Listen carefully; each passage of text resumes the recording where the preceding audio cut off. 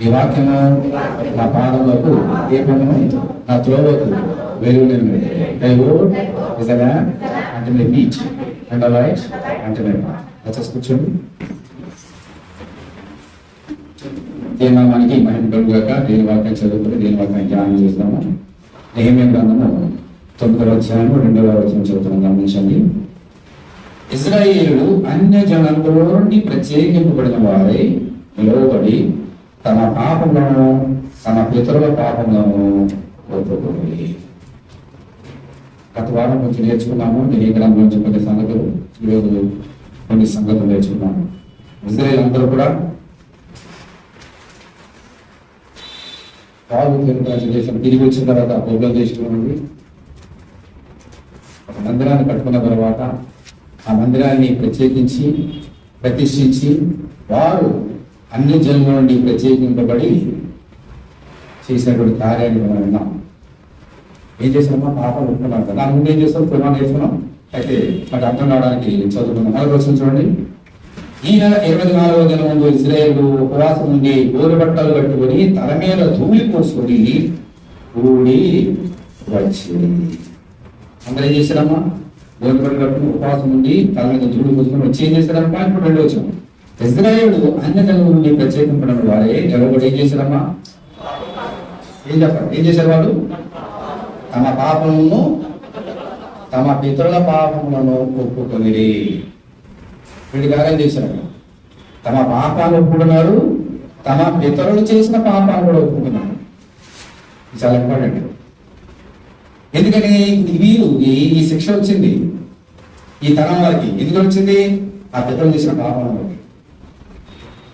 అందుకని వీరు దేవుని సన్నిధికి వచ్చి నిలబడి తమ పాపములకు చావు సేపు, అంటే 2 గంటలు 3 గంటలు తమ పాపాలు ఒప్పుకుంటున్నారు, తమ పితరులు చేసిన పాపాలని ఒప్పుకున్నారు. పాపాలు ఒప్పుకుంటే దేవుడు క్షమిస్తాడా? క్షమించడా? క్షమించక సిద్ధమైన మనసు గలవాడు అని దేవుడి గురించి చక్కగా చెప్పు. మన పాపం మనం ఒప్పుకుంటే ఆయన ఖచ్చితంగా క్షమిస్తారు. ఒప్పుబడిగా కాదు, కానీ నిజమైన పశ్చాత్తాపం పొంది దేవుని సన్నిధానికి వచ్చి ప్రార్థన చేసే ప్రార్థన ఆలకించే దేవుడు మనకి. ఓకే, తమ పాపాలు ఒప్పుకున్నారు. ఓకే, తమ పితరులు చేసిన పాపాలు కూడా ఒప్పుకున్నారంట. వాళ్ళ పితరులు ఏం పాపం చేశారు? ఈరోజు దేశంలో వారి పితరులు ఇశ్రాయేలు చేసిన పాపాలని తిరిగి వీరు చేస్తే అదే శిక్ష వీరికి మళ్ళీ వస్తుంది. అందుకని తిరిగి చేయకున్నట్లుగా ప్రభుని పాపాలు ఒప్పుకుంటూ ప్రార్థన చేయగలుగుతున్నాం. వీరందరూ కూడా తమ పాపాలని మాత్రమే కాదు, వారి పితరులు చేసినటువంటి పాపాలను కూడా ఒప్పుకున్నారు. అందుకని దేవుడు వారిని ఆశ్రయించి దీవించాడు.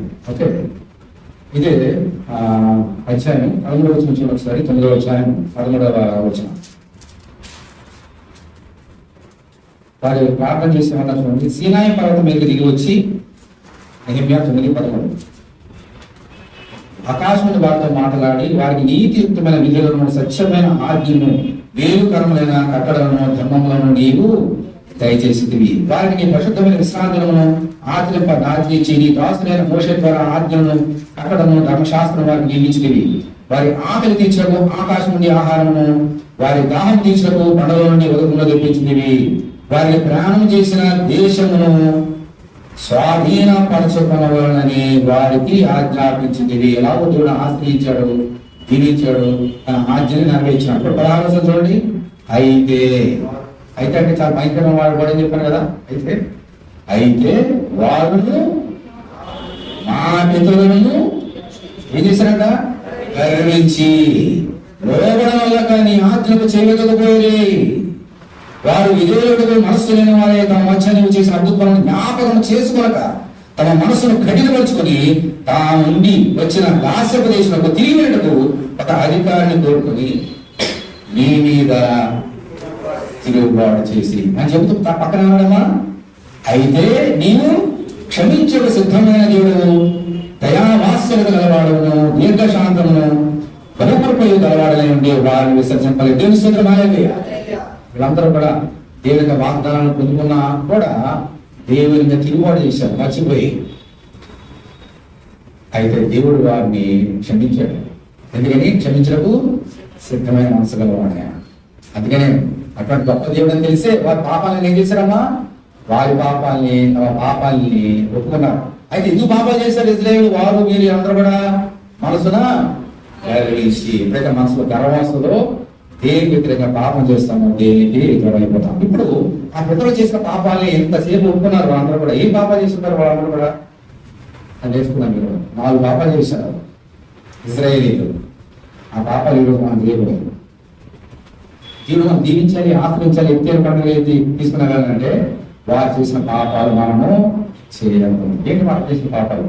మనకున్న స్థానంలో ఎవరు చేస్తున్నాం? మొదటిది 1 కొరింథీ 10వ అధ్యాయం చేయండి. 1 కొరింథీ 10వ అధ్యాయం. 1 కొరింథీ 10వ అధ్యాయం. మొదలొచ్చింది సంవత్సరం. సహోదరులారా, ఈ సంగతి మీకు తెలియపడడం నాకు ఇష్టం లేదు. అదేవిధంగా మన పెద్దలందరూ మేఘం కింద నుండి వారందరూ సముద్రంలో నడిచిపోయి అందరూ మోషను బట్టి మేఘంలోను సముద్రంలోను బాప్తిసం పొంది అందరూ ఆత్మ సంబంధమైన ఒకే ఆహారం భుజించి అందరూ ఆత్మ సంబంధం ఒకే పానం చేసి ఎలాగా తమను వెంబడించిన ఆత్మ సంబంధమైన పంటలోకి తాగే పంట తీస్తే అయితే వారు ఎక్కువ మందికి దేవుడి ఇష్టంగా ఉండకపోయారు కనుక అరణ్యంలో సంహరింపబడి వారు ఆశించిన ప్రకారము మనం చెడ్డవాటిని ఆశించుకున్నట్లు ఈ సంవత్సరం మాకు దృష్టాంతములుగా ఉన్నవి. తర్వాత చూడమ్మా, ఇది అసలు సంగతి. వారు చేసిన మొదటి భాగం. జనులు తిరుగుటకును రాగుటకును కూర్చుండి ఆరుటకు లేచినని వ్రాయినట్లు వారిలో కొందరి వలె మీరు విగ్రహారాధకులై ఉండకుడి. వారు చాలా మంది వల్ల మీరు ఎలా ఉండాలమ్మా? విగ్రహారాధకులే ఉన్నప్పుడు. వారు ఏం చేస్తారు? విగ్రహారాధకులే తినడానికి కూర్చున్నారంట, తాగడానికి లేచారంట. తర్వాత ఏం చేసి లేచి మళ్ళీ చెప్తున్నారు మీరే చాలా మంది తినడం త్రాగడం కూర్చుని ఆడటం లేచారు. తినడానికి త్రాగడానికి కూర్చున్నారు. తర్వాత ఏం చేశారమ్మా? ఆడటానికి లేచారంట. దేని ముందు? విగ్రహం ముందు. అదే వారు చేసిన భయంకరమైన పాపం. అయితే ఎలాగో వారు పాపం చేస్తున్నారో నేర్చుకున్నాము. అక్కడ దేవుడు ఏం చేస్తున్నాడో కూడా మనము నేర్చుకోవాలి. నిర్గమకాండం 32వ అధ్యాయం ఏంటి? నిర్గమకాండము 32వ అధ్యాయం. చిన్నప్పటి నుంచి వింటున్నాము కూడా అనుకోకండి, ఏ రోజు మనం పడిపోతాము. నిర్గమకాండము 32వ అధ్యాయం 1 నుంచి 6 చదువుతున్నాను. మోషే కొండ దిగకుండా తడుచేట ప్రజలు చూసినప్పుడు ఆ ప్రజలు ఆహారం కూడి వచ్చి లేదు మన ముందు నడుచకు ఒక కేవలం మాకు చేయము, ఐగుప్తులో నుండి మమ్మల్ని రప్పించిన మోషే అనేవాడు ఏమాయమో మాకు తెలియదని అతనితో చెప్పింది. అందుకు అతడు మీ భార్యకు మీ కుమార్తెను మీ కుమార్తెకు చెవుల బంగారు పోగులను తీసి నాకు తగిన వాటితో చెప్పగా ప్రజలందరూ తమ చెవులైన బంగారు పోగులను తీసి అహరోనుతో నుంచి అతడు బాధ్యతగా వాటిని తీసుకుని పొడగలతో రూపం ఏర్పరిచి దాన్ని పోత కోసం తోడుగా చేసినప్పుడు వారు ఓలీ ఇజ్రాయేలు ఐగుప్తు దేశంలో నేను రప్పించిన దేవుడు ఇది అని అహరోను అది చూచి దాని ఎదుట బలి పీఠం కట్టించను. మరియు అహరోను రేపు ఎదురాకు పండుగ గురించి చాటపగా మరునాడు వారు ఉదయం లేచి దాని వలన సమాధానం అర్పించి అప్పుడేమన్నా పౌలు చెప్పినట్టుగా అప్పుడు జనులు తినుటకును రాగుటను కూర్చుండి ఆరుటకు లేచి. అంత భయంకర పాపం చేశారంటే వీరు తప్పు చేయకుండా వీరికి ధర్మశాస్త్రం ఇవ్వడానికి మోషే రమ్మన్నాడు సీనాయకుడి మీదకి. యేసయ్య మాట విని మోషే వెళ్ళాడు సీనాయకుడి మీద. ధర్మశాస్త్రం అని ఇచ్చాడు. ఆ ధర్మశాస్త్రంలో మొత్తం రాజ్యాన్ని మనం చదువుకున్నాం కదా. నీ దేవుడే నేను తప్ప వేరొక దేవుడు ఉండకూడదు.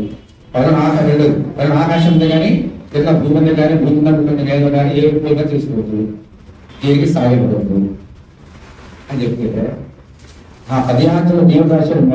ఆ 3 ఆజ్ఞలు కూడా మీరేం చేస్తున్నారంట? ఆ మోషే అన్నవాడు ముసలివాడు ఏమైనా మాకు తెలియదు, నేను అక్కడికి పోతామో తెలియదు, మళ్ళీ మాకు ఒక లీడర్ కావాలి, దేవత కావాలి, దేవుడు కావాలి అని అహరోను పేరు కూర్చుంటే బంగారం తీసుకురమ్మంటే బంగారం తీసుకొచ్చే దాని పోత వస్తే ఏమైందమ్మా? తోడైందంట. ఆ తోడు దేవగాలం వీళ్ళందరూ కూడా ఓ ఇజ్రాయేలు నీవే మా దేవుడివి, ఆయన చేసిన డబ్బులు ఏమో తిరిగి తీసుకో అని ఆ విగ్రహం ముందు సాగిపడి నమస్కారం చేసి తినడానికి రావడానికి కూర్చుని ఆడడం లేచారంట. ఇదేంటమ్మా? విగ్రహారాధన. ఏదో వద్దని చెప్పాడు అది చేసామంట. దేవుడు ఇచ్చిన 10 ఆజ్ఞలు మొట్టమొదటి 3 ఆజ్ఞలనే తప్పుపోయి దేవునికి కోపం తెప్పించాడు. ఆ పాపాన్ని ఇన్ని సంవత్సరాలైనా వాళ్ళు చేసి, కానీ ఆ రోజు చేసిన పాపాలు ఊరుకోలేదు, మనం చేస్తూనే ఉన్నారు. రిపీట్ ఎన్నిసార్లు చెప్పినా రిపీట్. ఎక్కడ ఏ కొత్త దేవత కనబడితే చాలా మంది సహాయపడ్డాను. ఏ దేశం కంటే ఏ దేశం కొత్త దేవతలు ఉన్నారో వాళ్ళు సహాయపడ్డాను. మీరు చేసినటువంటి అందుకని దేవుడు మరి కోపగించాడు. ఓకే, దేవుడు పాపం చేస్తే ఏమవుతుందమ్మా? ఓకే, శిక్ష వస్తుందా? వస్తుంది. ఎందుకు చెప్తాడు ఈ మాట? పాపలు ఎందుకు ఒప్పుకున్నారంటే వారికి వచ్చిన శిక్ష మా మీద రాకుండా చేయని ప్రార్థన చేశారు. అందరూ కూడా విగ్రహం చేసి వచ్చే శిక్ష ఏంటి చూద్దాం. అక్కడ ఏం జరిగింది? మోషం వచ్చి ఏం చేశారు చూద్దాం. 26వ వచనం. అందుకు మోషే వారి యొక్క ద్వారం నుంచి యెహోవా పక్షంలో ఉన్న వారందరూ అందరూ రండి అనగా లేవీయులు అందరూ అతనితో కూడా వచ్చి అతడు వారిని చూచి, నీలో ప్రతి వాడును తన కత్తిని తన నడుము పెట్టుకొని వారిలో ద్వారం నుండి ద్వారా పిలుచు ప్రతివాడు తన సహోదరుని, ప్రతివాడు తన చెలికాన్ని, ప్రతివాడు తన పొరుగువాడిని చంపవాడిని ఇశ్రాయేలు యెహోవా సెలవిచ్చుచున్నాడను. లేవీయులు మోషే మాట చొప్పున చేయగా ఎంతమంది చచ్చిపోయారు ఆ రోజు? ఆ దినమున ప్రజల్లో ఇంచుమించు 3,000 మంది. తినడానికి త్రాడానికి కూర్చుంటే ఆటలు చేసిన వారిలో 3,000 మంది చచ్చిపోయారు. వాళ్ళు చెప్పింది ఎవరు? పక్కన సహోదరులే కత్తితో పొడిచి చెప్పేశారు.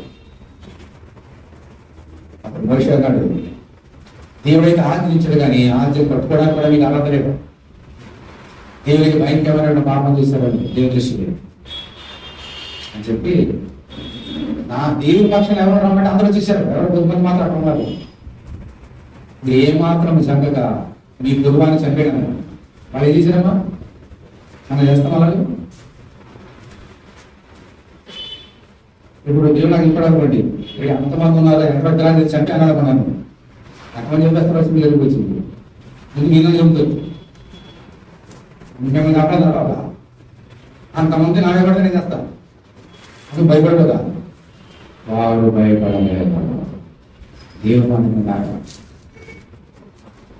దోషానికి శిక్ష అందించవలసింది. వారు చేసిన తప్పుకి దేవుడు శిక్ష విధించాడు. వారు గ్రహించారు, వారు తప్పు తెలుసుకున్నారు. తప్పు చేసిన వారిని దేవుడు మాట చొప్పున శిక్షించారు. విగ్రహారాధన ఇశ్రాయేలు చేసిన భయంకరమైనటువంటి దేవుడికి అయిష్టమైన కార్యం విగ్రహారాధన. విగ్రహంలో సాగిపడడం, వారికి నమస్కారం చేయడం. మనం బలవంతం చేస్తారు, మన స్నేహితులు బంధువులు తెలియజేస్తున్నాం. దేవుడు ఆశ్రయించుకుంటాడు, నా సోదరి నా సోదరు. శిక్ష తప్పదా? శిక్ష రాకముందే తప్పు తెలుసుకోవాలి, తప్పు ఒప్పుకోవాలి. దేవుడు విగ్రహం సాయపడడం అదొక తప్పు. ఇంకో తప్పు, దేవుడి కంటే ఎక్కువగా నీ జీవితంలో ఎవరిని ప్రేమించినా అది విగ్రహం. అది నీ అన్న కావచ్చు, తమ్ముడు కావచ్చు, బంధువు కావచ్చు, ఎవరైనా సరే. దేవుని ప్రేమిస్తున్నావా? దేవుని ప్రేమిస్తున్నావా? మనుషుని ప్రేమించి దేవుని పక్కన పెడుతున్నావా? విగ్రహాలు దేవుడు శిక్షిస్తాడు. ఎవరు ప్రేమిస్తున్నారు? మనుషుని ప్రేమిస్తున్నావా? దేవుని ప్రేమిస్తున్నావా? పరీక్ష చేసుకో. మనుషుని ప్రేమించావా? దేవుని సంతోష పెట్టలేము. దేవుని దృష్టి విగ్రహారం చేస్తున్నావు. ఇంకా నేనంటే శిక్ష తప్పదు. ఆపలుకుందాం ఈరోజు. రెండో తప్పు ఏం చేసేవాళ్ళం కూడా. మళ్ళీ మొదటి పోయింది 10వ అధ్యాయం. మొదటి పోయింది 10వ అధ్యాయం.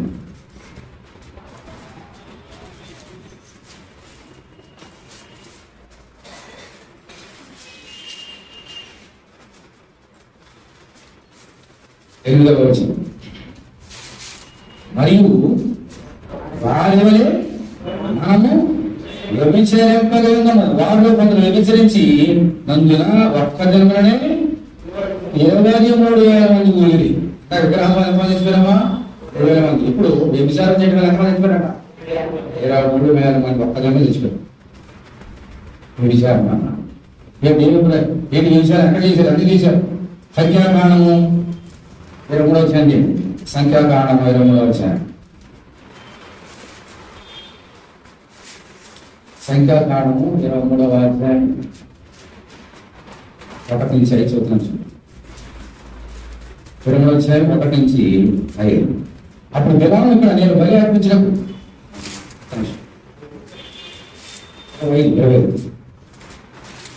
సంఖ్యాకాండం 25 వచ్చాయి 1 చెప్తుంది.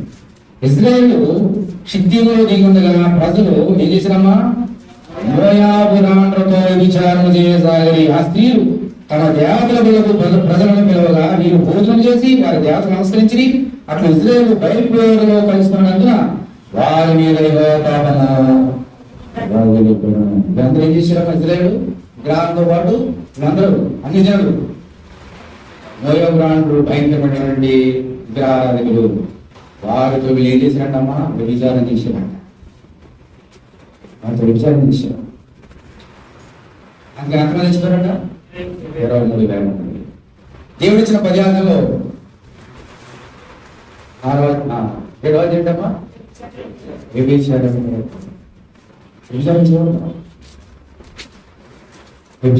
వ్యభిచారం అంటే ఏంటి, ఒక పురుషుడు ఒక స్త్రీ పెళ్ళైనా పెళ్లి కాకపోయినా ఎవరు చేసినా తప్పు తప్పే వ్యభిచారం చేశారంట. అమ్మాయి లాంటి స్త్రీతో ఆ చేతిలో దేవుడు ఇచ్చాడంట అక్కడ అలాగే ఉన్నాయి. తర్వాత మోషేకి రాశారు వ్యభిచరించవద్దు, వ్యభిచారం చేశారంట.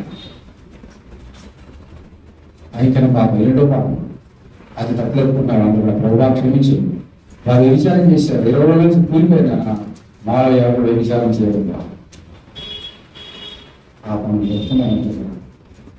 23,000 ఒక్క దినంలో ఫస్ట్ చచ్చిపోయారు. అందుచేత మనందరూ కూడా అటువంటి తప్పు చేయకుంటాం. ఎందుకంటే ప్రకటన సార్ ఏం దేవుడు చెప్తున్నాడు సార్, ప్రకటన 21 ప్రకటన 21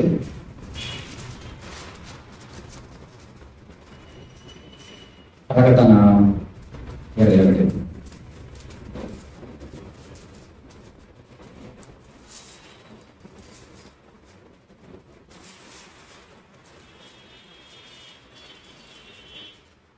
ప్రకటన 21 తెలుగులో వచ్చి చదువుతాను. పిరికి అందరు చేయండి. ప్రకటన 21 పిరికి వారు, తర్వాత అవిశ్వాసులను, అసహ్యులను, నరాంతులు, తర్వాత ఏందమ్మా వ్యభిచారులను, తర్వాత మాంద్యులను, తర్వాత ఏందమ్మా విగ్రహారాధకులను, అబద్ధికులను ఎక్కడ పోతారంట, అగ్ని గంధములతో మందు బృందంలో పాలు పొందులు ఎదురైన వాళ్ళము. మొదటి వారం అయిపోయింది. 2వ వారం అగ్ని గంధకాలు. యవనస్తుడా, యవనస్తుడి దేవుడితో మాట్లాడుతున్నాడు. దేవుడు నీకు ఇచ్చిన శరీరం నీది కాదు. దేవుడు నీకు ఇచ్చిన శరీరం దేవునికి మందిరం, దేవునికి ఆలయం. దేవుడు నీలో ఉండాలి, దేవుని ఆరాధన చేయాలి. నీ శరీరంతో నువ్వు పాపం చేసుకోవా, శిక్షిస్తాడు సుమా. ఈ దేహంతో దేవుని మహిమపరచాలి. వ్యభిచారం చేయవద్దు. వ్యభిచారం చేయడానికి నీ శరీరం లేదు. ఈ శరీరం చేత దేవుని మహిమపరచడానికి ఇచ్చినాడు. పాపం చేస్తున్నావా, అగ్ని గంధకాలు నీ గురించి కాల్చి పెడుతుంటాయి. అక్కడ అగ్ని అనదు, యవన స్త్రీ ఈ ప్రవర్తన ఎలా ఉంది పరీక్ష చేస్తున్నావా. 6 months పొందకపోయావా, వారి పట్టినకైతే నాకు కూడా కలిగి వాటిని వ్యభిచారం చేస్తున్నారు. చాలా ఇష్టమా యవనస్తులు, ముఖ్యంగా దేవుడు మాట్లాడుతున్నారు ప్రపంచంలో యవనస్తులతో. ఇక్కడ యవనస్తులతో జాగ్రత్త సుమా. భయంకర దినంలో ఉన్నాం, అంచె దినంలో ఉన్నాం. చూసినప్పుడు చూడండి ఎంత భయంకరమైనటువంటి న్యూస్లో. అన్న లేదు, చెల్లి లేదు, తండ్రి లేదు, కుమార్తె లేదు. వ్యభిచారమే. తండ్రి కుమార్తె వ్యభిచారం చేస్తున్నాడు. ఇది చూస్తున్నాం పేపర్లో. తండ్రి కుమార్తె వ్యభిచారం, అన్న చెల్లితో వ్యభిచారం. భయంకర దినాలన్నా మాసాలు వచ్చిన దేవుడు చెప్పట్లేదు, రాయించలేదు. పేపర్ ఓపెన్ చేయండి, యూట్యూబ్లో చూడండి, లేదంటే అక్కడ చూడండి. భయంకరమైన దినాలన్నా బాగా లేదు, వరుస లేదా. ఛాన్స్ వచ్చిందా పాపం చేయడమే. అగ్ని గంధకాలు కాచుకుని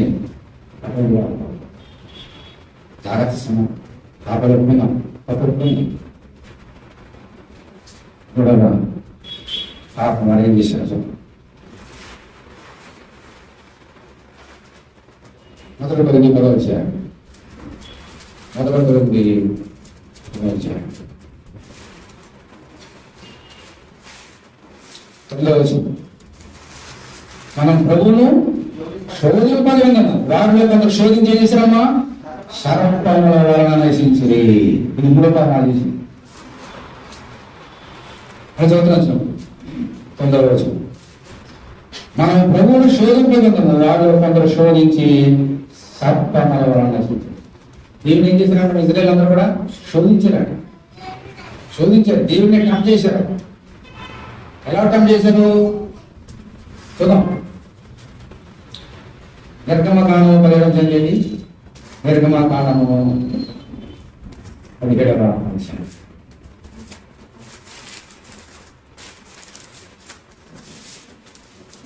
నిర్గమకాండము 17వ అధ్యాయం. తర్వాత ఇజ్రాయేలు సర్వ సమాజము యెహోవా మాట చొప్పున తమ ప్రయాణంలో సీమ అనే నుండి ప్రయాణమైపోయి రెఫీదీములో దిగి ప్రజలు తమకు తాగనీళ్ళు లేనందున మోషేతో వాదించు, త్రాగుటకు మాకు నీళ్ళమన్నట్టుగా మోషే మీరు నాతో వాదింపలేలా, యెహోవాను శోధింపలేలా అని వారితో చెప్పి. ఇప్పుడు మోషే దగ్గరికి వచ్చి వాళ్ళది ఏమన్నారమ్మా? మాకు త్రాగడానికి నీళ్ళు లేవు, మాకు నీళ్ళు అని మోషే పెట్టుకున్నారంట, వాదిస్తున్నారంట. మోషేతో వాదిస్తున్నారంట. తీసుకొచ్చావు కదా, గొప్ప లీడర్గా తీసుకొచ్చేసావు కదా, ఆనందంగా వాదించావు, త్రాగడానికి నీళ్ళు లేవు అని మోషేతో వాదించారంట. దాని పక్కన పేరు పెట్టాడు మోషే, నాతో వాదింపనేలా అని పెట్టామన్న తర్వాత దేవుని శోధింపనేలా. అంటే మోషేతో వారు వాదిస్తున్నారంటే వారు ఏం చేస్తున్నారు? దేవుని శోధిస్తున్నారు. అంటే నువ్వు ఇవ్వగలవా, నీళ్ళు ఇవ్వగలవా? దేవుడు మనుషులు శోధించవచ్చు, పరీక్షించవచ్చు, కానీ మనుషులు దేవుని శోధించకూడదు. దేవుడు ఇచ్చినటువంటి ఆజ్ఞ. మనుషులు దీన్ని మాత్రం శోధించవద్దు. దేవుడు ఏమైనా చేయొచ్చు, దీన్ని శోధించవచ్చు, పరీక్షించవచ్చు, పరీక్ష పెట్టవచ్చు, ఏదో శ్రమ కూడా దీన్ని తీసుకోవచ్చు, కానీ మనుషుడు దేవుని శోధించకూడదు. అదే దేవుడు చెప్తున్నాడు చూడండి. అదే 21వ అధ్యాయం నుండి నంబర్స్ 21 సంఖ్యాకాండము 21.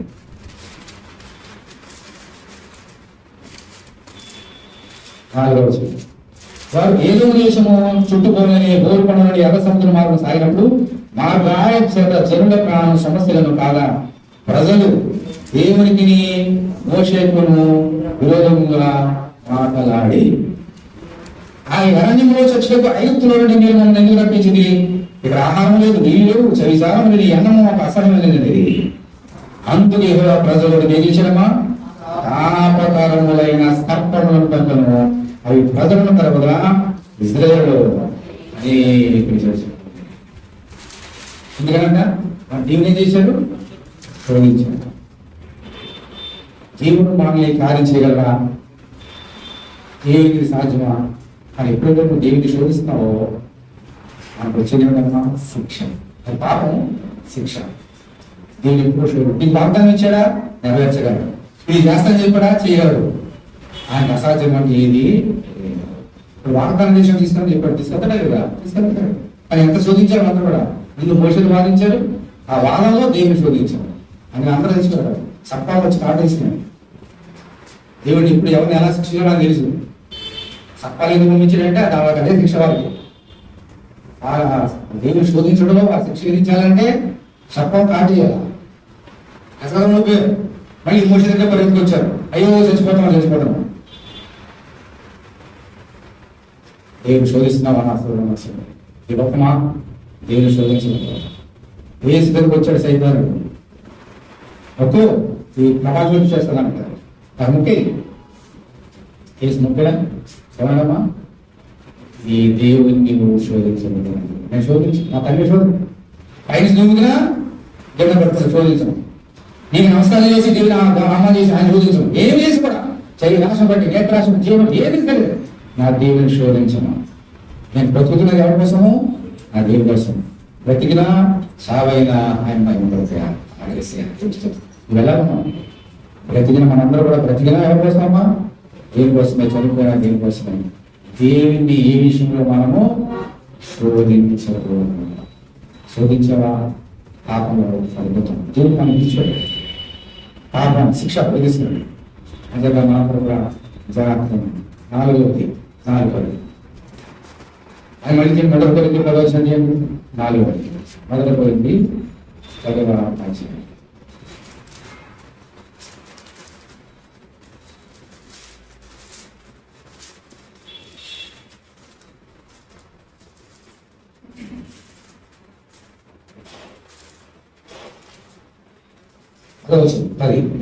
ఏమన్నా, మీరు సొడగబడి రాబోయే కొందరు సనిగి సంహారకుని చేత నశించి.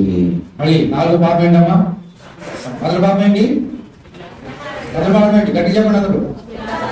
రెండో పాపం ఏంటి? వ్యభిచారం. మూడోదేంటి? దేవుని శోధన. 4వది ఏంటి? దేవుని మీద ఏం చేశారమ్మా? సనిగారంట.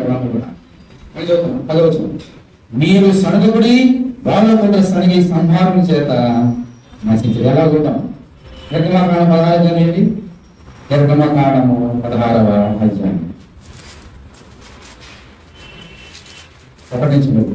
తరువాత ఇజ్రాయేలు సమాజం అంతా ఏలీం నుండి ప్రయాణం పోయి వారు ఐగుప్తు దేశం నుండి బయలుదేరిన 2వ నెల 15వ దినాన ఏలీమునకు సీనాయికి మధ్య ఉన్న సీను అరణ్యముకు వచ్చి ఆ అరణ్యంలో ఇజ్రాయేలు సమాజం అంతా మోషే అహరోను మీద సణిగెను.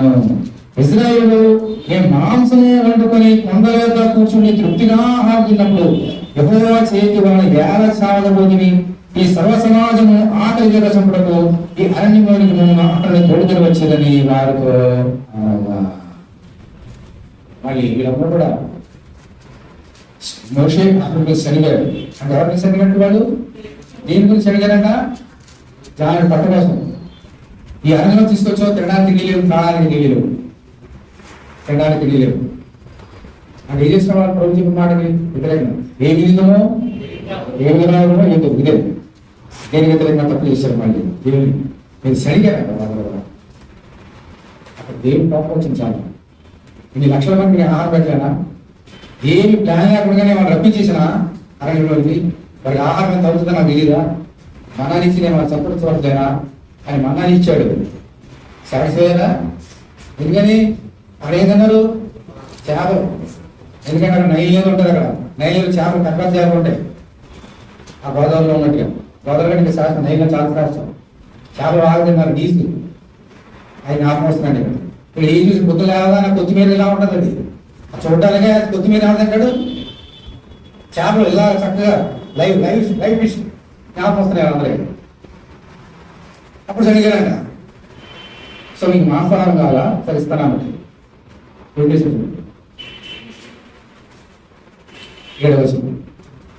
16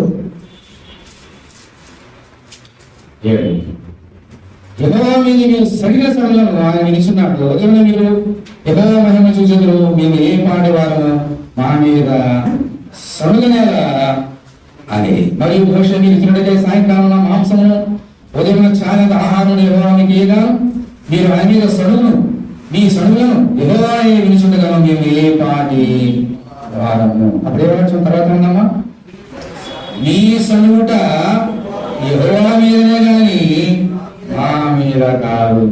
ఎందుకని అన్నాడు మోషే? వాడిని పాలు తేలు ప్రపంచ దేశంలో తీసుకెళ్తానని వాగ్దానం చేసిన మోషేనా దేవుడా? దేవుడు పాలు చేస్తే దేవుడు దిగొచ్చి రాలేదు కాబట్టి మోషే ఒక సాధన వాడుకున్నాడు. మోషకి వెళ్ళి వారిని రప్పించాడు బయటికి. ఇప్పుడు మోషే మీద ఉంటున్నాడంటే ఎవరు చదివినట్టు? మోషే ప్రామిస్ చేయలేదు వాళ్ళకి. దేవుడు ప్రామిస్ చేశాడు, బయట తీసుకొచ్చాడు. మోషే మీద ఉంటున్నాను. మీ సమయం నా మీద కాదు, దేవుడి మీద. మీకు ఆహారం కావాలి కదా, మన్నాన్ని ఇస్తే మీకు సాటిస్ఫాక్షన్ లేదు, మాంసాహారం కావాలన్నా కదా, అది కూడా ఇస్తాడు దేవుడు. అందుకని అసాధ్యమా?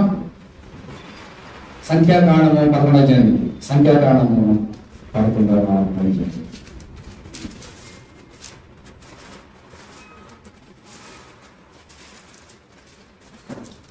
4 వారి మధ్యన అక్కడ జరిగి ఇక్కడ చెప్తున్నాడు చూడండి.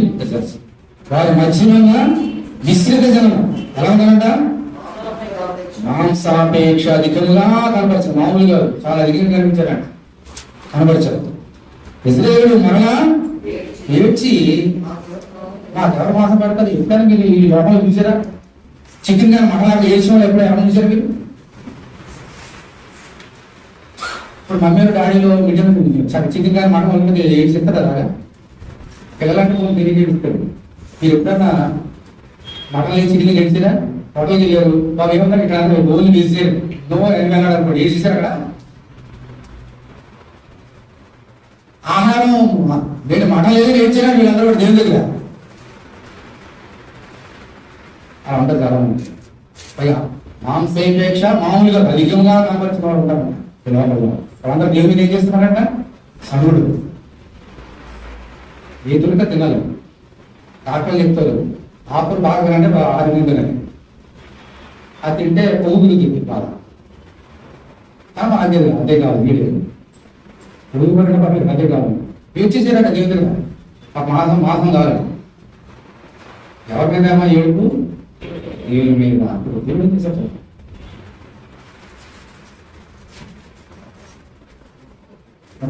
వచ్చు.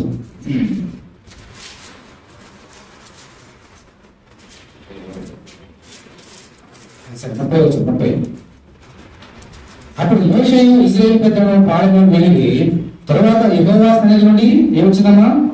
ఒక గాలి బయలుదేరి సముద్రం నుండి పూరేగా తప్పించి పాడెం చుట్టూ ఈ ప్రకారం ఆ ప్రకారం దిన ప్రయాణం అంత దూరం వరకు భూమి మీద 2-3 ఎత్తులు వాడే పడవేశాం. కావున జనులు ఆ దినమంతి రాత్రి మరుసటి దినమంతి లేచి ఆ పూరేలను కూర్చుకొడుచుండి తప్పు కూర్చుకున్నవాడు 100 దుమ్ములను కూర్చుకోవడం. తర్వాత వారు తమ కొరకు పాడెం చుట్టూ వాడిని పరాచేయి. మాంసాహారం కావాలి కదా, పూరే రప్పించాడంట పక్షులు. అక్కడ పడిపోయినాడు. అక్కడ ఎలా కూర్చున్నాడంట చూడండి, ఎలా పాడు చేశాడు దేవుడు. ముమ్మగా భూమి మీద 2 మూలలు ఎత్తి వాడిని పడచేశాడు. 2 మూలలు ఎత్తి వచ్చి పడిపోయినాయంట మాంసాహారం పూరేడు. మీరేం చేశారు? 32 వచ్చిన మనుషుల దినమంత కావున శరణు ఆ దినమంతయు ఆ రాత్రి అంతయు మనుషుల దినమంతయు. ఇప్పుడు చెప్పండి, ఎన్ని గంటలు చెప్పండి? ఆ రోజు పగలు, ఆ రోజు రాత్రి, నెక్స్ట్ డే మాంసాహారం కూర్చున్నారంట. ఎన్ని గంటలు? పగలు 12, రాత్రి నెక్స్ట్ దినం అంటే 12, 16 గంటలు తినేద్దామే మాంసాహారం. అంత అపేక్ష. అందుకని పాపం అంతసేపు ఒప్పుకున్నారండి. 3 గంటలు ఒప్పుకున్నారండి. 36 గంటలు చేసే పాపాన్ని 3 గంటలు ఒప్పుకున్నారు వీళ్ళు. పాపాన్ని బాగా ఉంది. మాంసాహారం కాబట్టి చేసాడు దేవుడు. తర్వాత ఏం జరిగింది? మళ్ళీ 32 వచ్చింది. కావున జనులు ఆ దినమంతి రాత్రి అంతే మరుసటి దినమంతి లేచి ఆ పూలను కూర్చుని చూడని తక్కువ కూర్చున్నవాడు 100 కూర్చోడు. తరువాత వారు తమ కొరకు పాడెం చుట్టూ వాడిని పాడేశారు. ఆ మాంసము ఇంకా వారి పండ్ల సంతున ఉండగానే అది నవలముంటే యెహోవా పాటించడం రగులుగలను యెహోవా తెగులు చేత వారిని బహుగా వాదించను. మాంసాపేక్ష గల వారిని జనులు అక్కడ పాతి పెట్టినందున ఆ స్థలము కిబ్రోతు హత్తావా అని పేరు పెట్టబడెను. అనగా కిబ్రోతు హత్తావా అని అర్థం ఏంటి? దురాశ. అదో ఆజ్ఞ ఏంటి?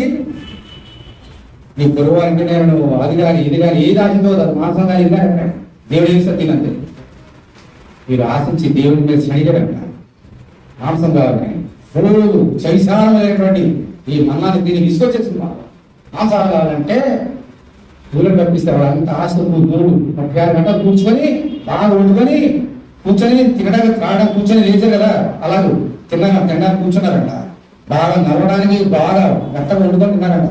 వాళ్ళ సందర్భం ఉంది. ఇంకా అంత తెలుసు తెలుగు పంపించాడు దేవుడు. ఎందుకని?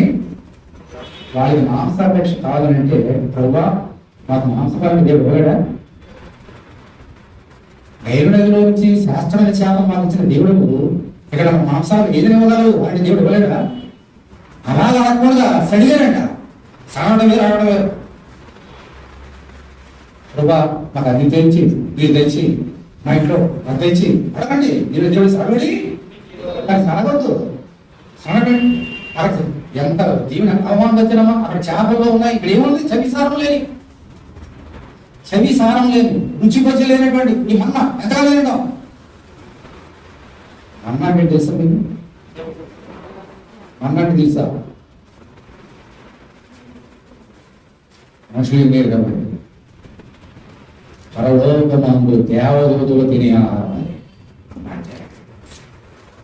దేవుడు తన బిడ్డల్ని ప్రేమించి తన ఎదుట సముఖమందు ఉన్న దేవదూతలు పెట్టే ఆహారాన్ని మనుషులు పెట్టాడు. నేనేమో చలిసారు మన్నాడు దేవుడు కోపడదా? చచ్చిపోయాడు ఎందుకన్నా తెగులు వచ్చేసి దేవదూతని ఆహారం మనం పెట్టి రాజుగారు సొలొమోను ఎంత భోజనం చేసినప్పుడు రాజు రాముడు ఎప్పుడైతే చదవాలంటే వెళ్ళి రాజుగారికి స్పెషల్ మెను ఉండేది. రాజుగారికి ఎంత రాజుగారు ఏమి తింటాడో రాజుగారు రోజుకి బైబిల్లో. ఒక మనుషుడు రాజు ఎంత తింటే మరి పరలోకంలో దేవుని దగ్గర ఏం తక్కువ చేస్తాడు? దేవదూతలకి వాడిని సాటిస్ఫై చేయడానికి మన్నాను పెట్టాడు దేవుడు. అక్కడ పెడుతున్నాడు. అక్కడ ఈ రోజు కూడా ఏమిటాడు? ఆ మన్నాను తీసుకొచ్చి బిడ్డలకి ఇస్తే దీన్ని సరిగారు వాడు అని దేవుడు తిరిగితో పంపించాడు. అడవలో ఇంకా అలాగే ఉందంట మాంసం చచ్చిపోయాడు. ఆ పాపాలన్నీ దేవుని దగ్గర ఇప్పుడు ఈరోజు ఎన్ని గంటలు? 2 గంటలు. మొదటి పాపం ఏంటమ్మా? ఇక్కడ రెండో పాపం ఏంటి? మూడోదేంటి? దేవుడు శోధించాడు. 4ది ఇప్పుడు ఎంతవరకు ఎన్ని చెప్పండి నాకు ఎప్పుడు ఆ ఏదే పాపం నీకేం నాకు ఇప్పుడు ఈ రోజు చెప్తాడు దేవుడు. మళ్ళీ ఎవరికొక పద్ధతి మొదలకూడండి పెద్దవాడు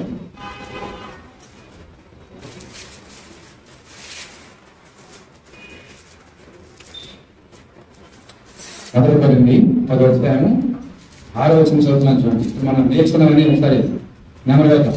వారు ఆశించిన ప్రకారం చెడ్డవాడిని ఆశించుకున్నట్టు ఈ సంగతులు మనకు దృష్టాంతములు ఉన్నవి. జనులు తినడమును త్రాగుటకును కూర్చుని ఆటలు లేచిన రాబడినట్లు వాళ్ళు కొందరు వల్ల మీరు విగ్రహారాధకులు ఉండబడి మొదలు నేర్చుకున్నాం. రెండవది, మరియు వారు ఏమైనా వ్యభిచరింపగలము వాళ్ళు కొందరు వ్యభిచరించినందున ఒక్కదాన్ని 23,000 మంది పోయింది. మూడవది, మనం పనులు శోధింపని ఉన్నాము వాళ్ళు కొందరు శోధించి సర్పముల వలన నశించలేదు. 4వది, మీరు సనుగుపడి వాళ్ళు కొందరు సనిగి సంహారకుని చేత నశించారు. 11వ వచనం, ఈ సంగతులు దృష్టాంతంలో వారికి సంభవించి యుగాంతమందున్న మనకు బుద్ధి కలుగుటకై రాయబడిన తెలుసుకోవడం వల్లలేదా? అంటే తెలుసుకోవడం వల్లలేదా? ఈరోజు యుగాంతంలో ఉన్న మనందరూ బుద్ధి కలగడానికి దేవుడు రాయించి పెట్టాడు. ఈరోజు నీతో నాతో మాట్లాడాడు. రాయలేదు చెప్పలేదు. దేవుడు యుగాంతంలో ఉన్నాం. ప్రభు చెప్పాడు మత్తయి సువార్త 24 విషయం. అంత్యకాలంలో మనం ఉన్నాం. భయంకర దినాల మనం ఉన్నాం.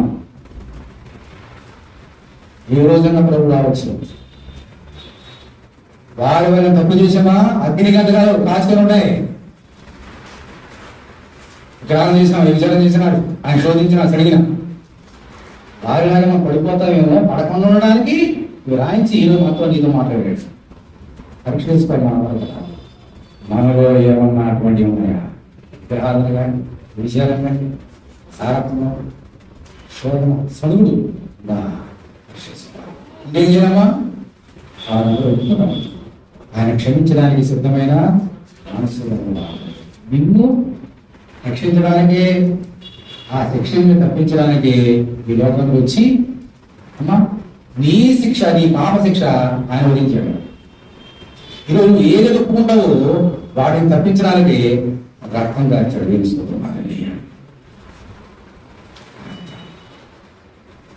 ఈరోజు పరీక్ష చేసుకొని యుగాంతమన్నా నేను పరీక్ష చేసుకొని విగ్రహాలను కడిగేద్దాం, వ్యభిచారాన్ని కడిగేద్దాం, శోధన కడిగేద్దాం, సదులు కడిగేద్దాం.